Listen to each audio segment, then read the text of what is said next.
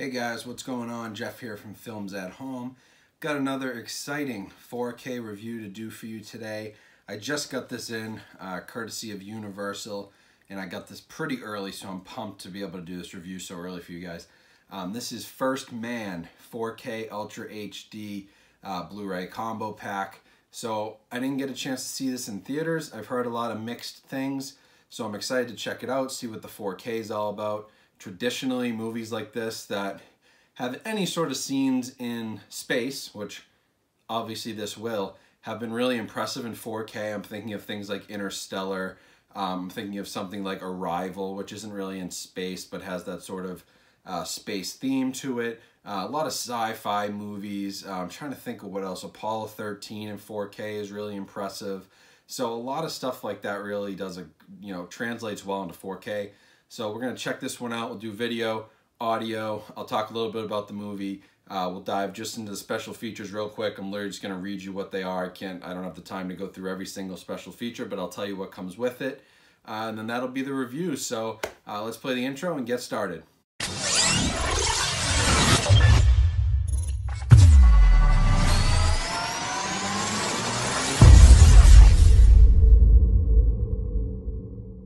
All right, guys, so I want to talk about the movie a little bit. So it's directed by Damien Chazelle. It stars Ryan Gosling and Claire Foy. You're going to know Damien Chazelle from his movies Whiplash and La La Land, both of which critically acclaimed, did extremely well. La La Land, I think, won 6 Oscars. Kind of got robbed for Best Picture in a hilarious way, but really should have been the Best Picture that year, in my opinion. Really excellent first couple of movies. His follow-up was another Ryan Gosling starring movie, First Man. It's the story of Neil Armstrong's life, sort of from his roots all the way up till that moment that he steps foot on the moon as the first man on the moon. So one thing I really liked about Whiplash and La La Land was Whiplash, you had a very serious drama, extremely serious, but with comedic moments. And with La La Land, you had this sort of musical comedy with some very serious undertones and some very serious moments. It's a good mix in both movies, I thought, which kept me entertained. The problem I have with First Man is it's a very, very serious, somber, almost depressing movie. A lot of kind of awful stuff happens and to Neil Armstrong and his life, and it's just not super happy until he gets to the moon, and there isn't really a comedic relief. There isn't really anything that lightens the mood. Ryan Gosling might smile like 1 or 2 times in this movie. Like, it's a very somber movie, so if you weren't thinking that's what it was going to be, that's what you got here. That being said, I don't hate it, but it's not my favorite type of movie. Sorry, I should say not my favorite movie of this type in this genre. I still prefer Interstellar. If you're looking for something that's more historically significant, Apollo 13, I think, is still a better space exploration NASA type movie than First Man. First Man is definitely more biographical about Neil Armstrong, and there's obviously the NASA and space exploration elements, but they really only go into space at the end of the movie. So as an autobiographical drama, I think it's pretty good. It's just not great. I can understand why it probably will get snubbed at the awards. Ryan Gosling probably won't get nominated. The movie probably won't get nominated for Best Picture. Maybe has an outside chance. It will get nominated for the technical categories, though. Stuff like, I think, like cinematography is a possibility. Some of the effects, definitely like film editing, sound mixing. It already won Best Score at the Golden Globes, so it has a good chance for that. So it'll win like a lot of technical awards, which leads into the visual and audio. So the visual on this, you're working with, this is a movie that was filmed in a lot of different ways. So they used, I was looking at IMDb, they used 65 millimeter, 35 millimeter, 16 millimeter, all kinds of different film formats.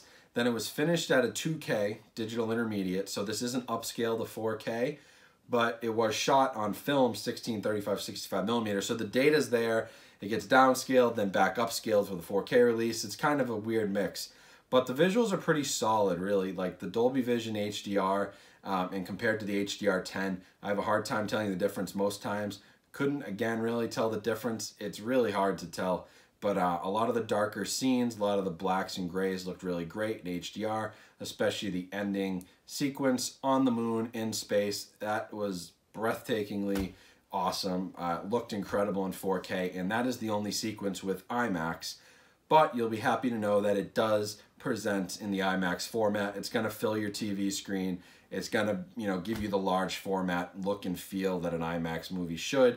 And so that whole last sequence is worth a purchase no matter what. The rest of the movie, it's kind of interesting because they play with like these 60s color tones, 50s, 60s. You're talking about like some really like earthy browns, greens, yellows, which present pretty well in HDR and in 4K. So that's interesting as a sepia tone to a lot of it, you know. So there's some interesting color things going on.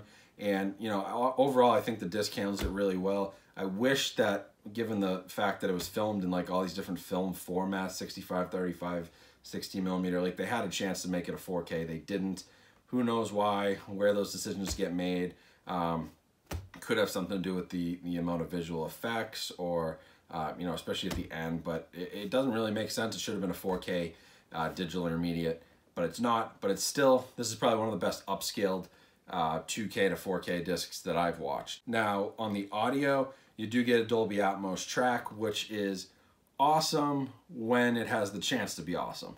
So the score for this movie is really nice. Like if you're interested in just like movie scores and soundtracks and music, like they did a really good job here, which is no surprise given how incredible Whiplash and La La Land's, you know, music was.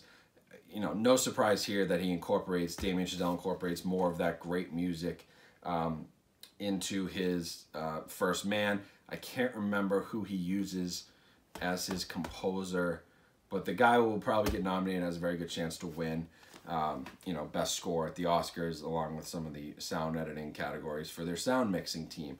Dolby Atmos, though, I mean, in the last sequence, it's very impressive because it's given the chance to be very impressive. You're talking about, you know, taking flight to the moon, but it's kind of underutilized in some other areas. There are some good moments in the training and certain scenes where you'll feel the full effect, but it's not the type of movie where you're going to feel the Atmos until you get to that moment.